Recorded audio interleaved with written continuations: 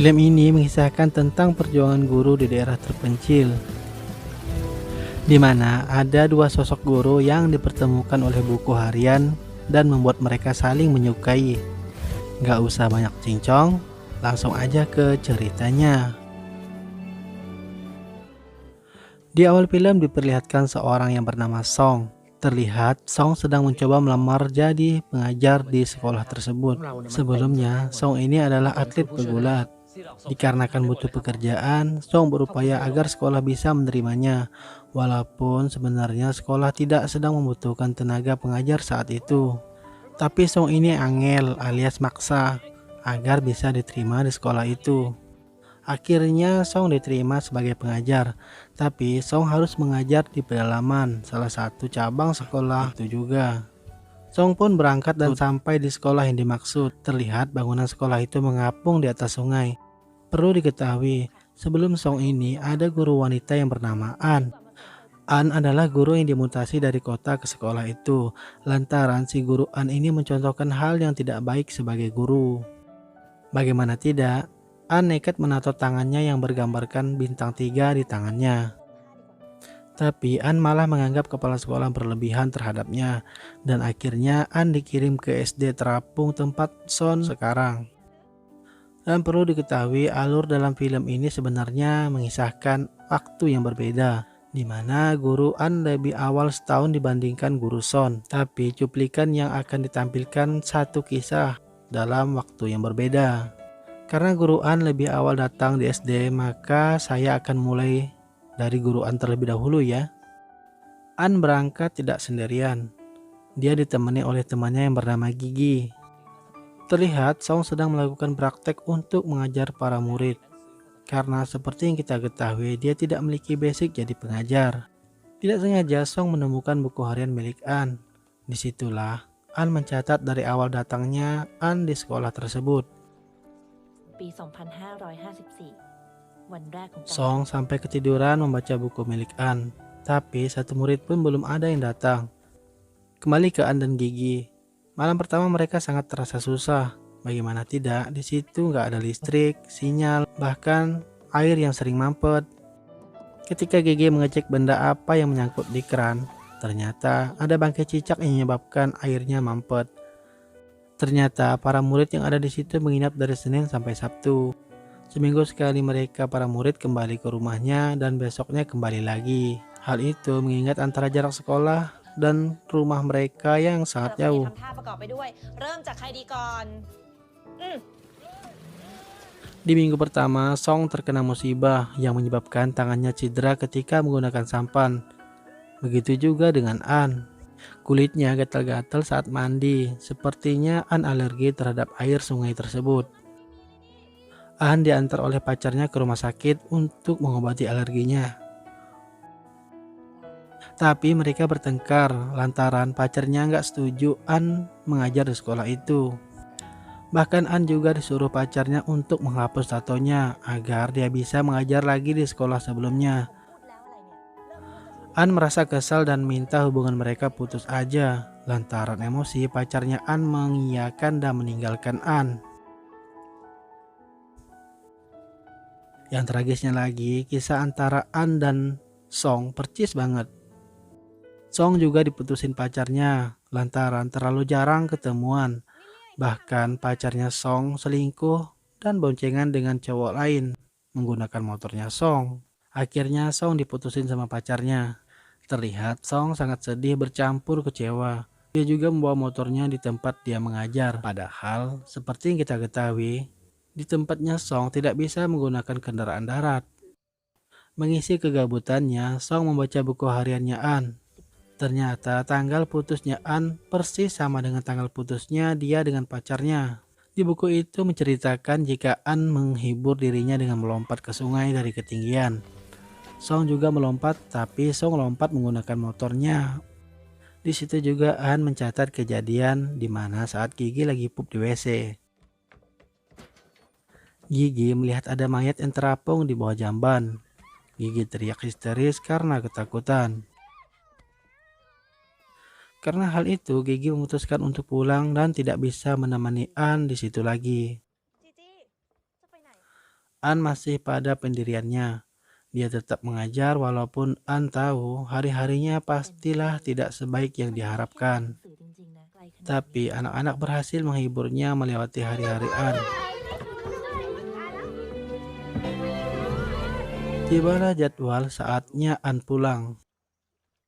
An ternyata dijemput oleh mantan pacarnya. Mantan pacarnya An minta balikan dan An pun menerimanya. Tapi An minta agar pacarnya itu agar tidak mengkhawatirkannya selama di tempat ia mengajar. เสาร์อาทิตย์หนุ่ยก็ดูแลแอนดีไหม Balik lagi dengan Song. Dia mencoba mengajar dengan metode yang digunakan An kepada murid-muridnya. Tapi tetap saja mengajar anak-anak tidak semudah yang dibayangkan.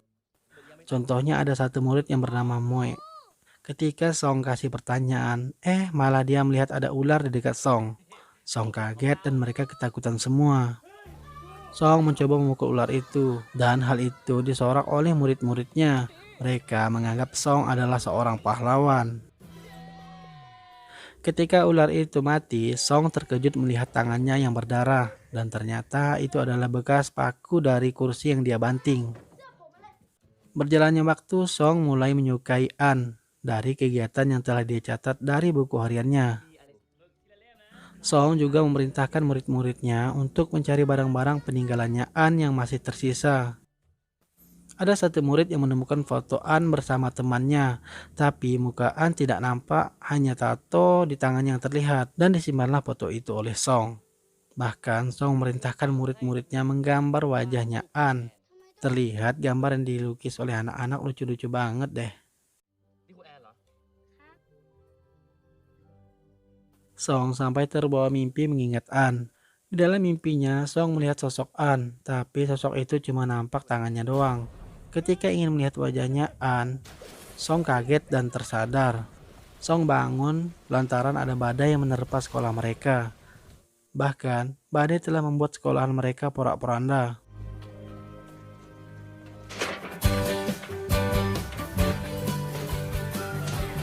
Balik lagi ke An. Saat dia mengajarkan salah satu murid yang susah banget nangkepnya, muridnya An bilang kalau dia nggak suka pelajaran MTK. Dan An balik nanya, bagaimana kamu bisa jadi profesor kalau nggak bisa MTK? Muridnya balik jawab, dia cuma mau jadi nelayan. Mendengar itu An sedih bercampur kecewa.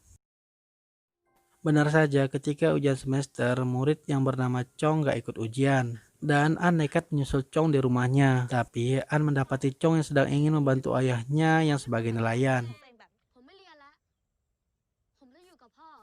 Ternyata ayahnya Chong lah yang melarangnya ujian karena tidak ada yang membantunya. Akhirnya Song menawarkan dirinya untuk membantu ayahnya Chong. Dengan begitu ayahnya Chong mengizinkan anaknya kembali sekolah lagi. Dan tibalah ujian semester. Tapi sayang, hasil dari para muridnya Song tidaklah memuaskan. Bahkan kepala sekolah memperingati Song jika semester 2 masih seperti itu, maka kontraknya Song tidak akan diperpanjang lagi. Sebelum Song hendak pergi, Song menanyakan kabar tentang An kepada kepala sekolah. Kepala sekolah bilang jika An sebentar lagi akan menikah. Mendengar itu hati Song sangat hancur, berkeping-keping.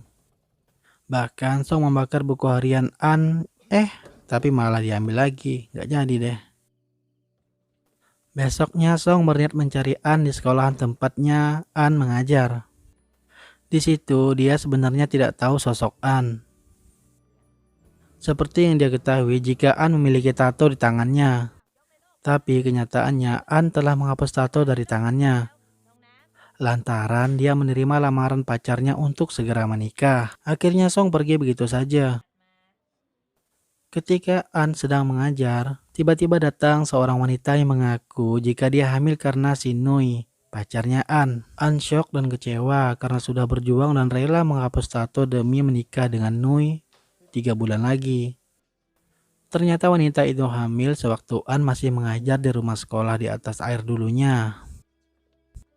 Tapi sebagai laki fuckboy sejati, dia ngejelasin ke An jika dia itu nggak sengaja nyemprot sembarangan saat An nggak ada. Waduh, parah juga ya si Nui. Akhirnya An kembali lagi ngelamar ke sekolah sebelumnya dan akan mengajar di sekolah perahu lagi. Kepala sekolah sangat senang dengan etiket baik An karena kepala sekolah tahu jika An ada potensi untuk mengajar di sekolah terapung itu. Ketika An sampai, murid-muridnya senang sekali dengan kedatangannya An. Dan An heran kenapa banyak perubahan setelah dia tinggal selama ini. Bapak-bapak itu menjelaskan jika pernah terjadi badai besar di situ. Dan Song juga telah merenovasi sedikit-sedikit hingga sekarang sudah bisa dikatakan layak dari sebelumnya. An tidak sengaja melihat buku hariannya yang udah hampir rusuh di atas rak. Di situ An melihat Song juga telah mencatat kesehariannya. Bahkan Song juga mencatat ketika kejadian hatinya hancur mendengar An akan menikah. Terlihat An senyum-senyum sambil membaca curhatannya Song. Ketika ada semacam acara tradisi di Thailand, Song hadir di situ. Ceritanya, Song menerbangkan balon terbang dan dia berharap agar An bahagia di sana dengan pasangannya. Dan tibalah hari ujian semester akhir. Semua murid lulus kecuali Chong dan itu membuat Chong sangat sedih. Song selaku guru memeluk dan menghibur Chong. Akhirnya Song memutuskan untuk berhenti mengajar di sekolah itu. Tapi Song juga khawatir dengan anak-anak di sana. Siapa yang akan mengajari jika dia sudah tidak ada? Kepala sekolah memberitahu Song agar jangan khawatir karena akan ada lagi yang menggantikannya setelah dia keluar. Dan ternyata An lah yang menggantikannya mengajar di sekolah terapung tersebut. An kembali mengantarkan hasil ujian dari murid-muridnya. An juga menanyakan kabarnya Song kepada kepala sekolah dengan alasan mau ngomong tentang murid. Tapi kepala sekolah tidak mengetahuinya. Yang dia ketahui Song dulunya adalah atlet gulat dan memberi fotonya kepada An. An senyum-senyum ketika melihat fotonya Song. Akhirnya An memutuskan untuk mencari Song di tempat tinggalnya. Tapi Song tidak ada lagi di situ, hanya ada mantannya Song. Ketika An lagi belanja di pasar ikan, dia bertemu dengan bapak-bapak dan memberitahunya jika ada surat dari Song untuk murid-murid di sekolah perahu. Dan suratnya sudah dititipkan sama si Moe. Kocaknya Moe membaca surat Song pas lagi beol di WC. Terus An nanya lagi ke Moe, mana surat dari Song? Moe bilang kalau suratnya itu jatuh di WC. Tapi syukurnya Moe udah baca isi suratnya Song. Dan dia bilang bahwa Song akan datang ketika liburan sekolah. Dan tibalah hari libur anak-anak. An memerintahkan murid-muridnya untuk bersih-bersih untuk menyambut kedatangannya Song. Tidak lama setelah itu ada yang datang. Setelah dilihat, ternyata itu mantannya An. Ternyata pacarnya An itu minta balikan lagi dengan An. Dan An pun luluh dan mau memaafkan pacarnya itu. Ketika An liburan dengan mantannya di pertengahan jalan, An berubah pikiran dan mengatakan jika dia itu nggak sepemahaman dengan si Nui. Dia ngerasa dia itu cocoknya sama Song yang sepemahaman dengan dia. Akhirnya An pun kembali lagi ke rumah sekolah perahu. Terlihat sudah mau maghrib sih kayaknya. Sesampainya di sekolahan, An kaget lihat sekolah yang gelap sepi kayak nggak ada orang. Ketika ia berbalik, lampunya nyala. An masuk dan lihat ada Song yang sedang menyalakan genset. An terlihat malu-malu dan memberi buku hariannya kepada Song. Dan akhirnya mereka saling tatap-tatapan manja. Dan itu membuat jiwa bucin saya meronta-ronta seperti ada bawang di bola mata ini. Jir, ngomong apaan sih? Dan cukup sekian rangkuman film The Teacher Daily kali ini. Semoga menghibur dan